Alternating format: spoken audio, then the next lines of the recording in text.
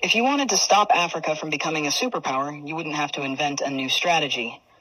The blueprint has already been written, tested, and perfected over centuries. You'd start by making sure Africa never unites.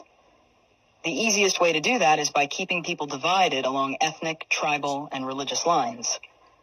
If they ever start working together, remind them of past grievances. Stoke old wounds. Fund separatist movements.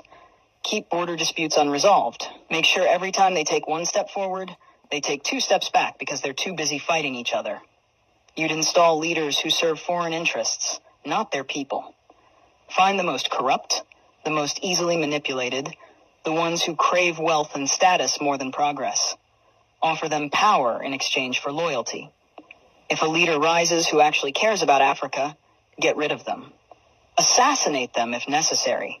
But if that's too messy, just destabilize their government and back a coup. If they talk about nationalizing resources, make an example out of them. If they try to unite Africa, take them out before the idea spreads. You'd keep Africa economically weak by making sure it never industrializes. Let them export raw materials, but never process them themselves. Control the mines, the oil fields, the rare earth minerals. Keep them selling cheap and buying expensive. If a country tries to break free and build its own industries, sabotage it. Place sanctions, destabilize its currency, fund local opposition, crash its economy. If that doesn't work, orchestrate a civil war. People can't build when they're too busy trying to survive.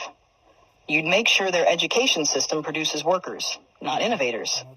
Teach them history that glorifies their oppressors. Make them think their cultures are primitive. Their ancestors were savages. Their future depends on foreign approval. Train them to memorize, not to think critically.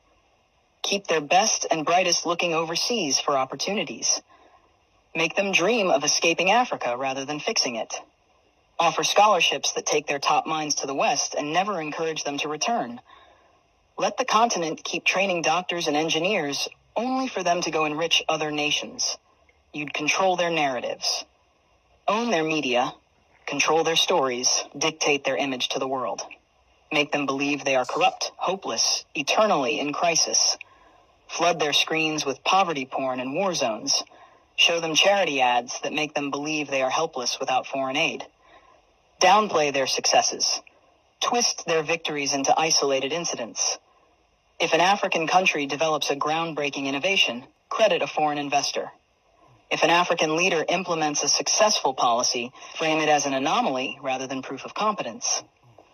You'd make sure they remain dependent. Drown them in debt. Offer loans with impossible conditions.